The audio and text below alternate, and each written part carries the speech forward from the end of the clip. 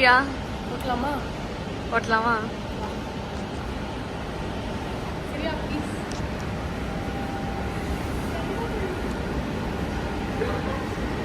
ஓட்ட போறீங்களா? இப்ப பாருங்க கைஸ். எடுத்த நாள் முதல் இந்த நாள் வரை வண்டியை விடவில்லை. கைஸ் ஆனா சைக்கிள் ரொம்ப குட்டியா தெரியுது.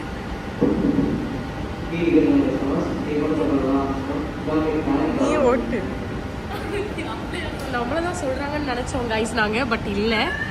அச்சச்சோ, அட பாவியலா, இப்படி தாண்டா அசிங்கப்படுறதுனா வாழ்க்கையில. நல்ல வேலைப்பா, யாரும் பார்க்கல. சைக்கிள்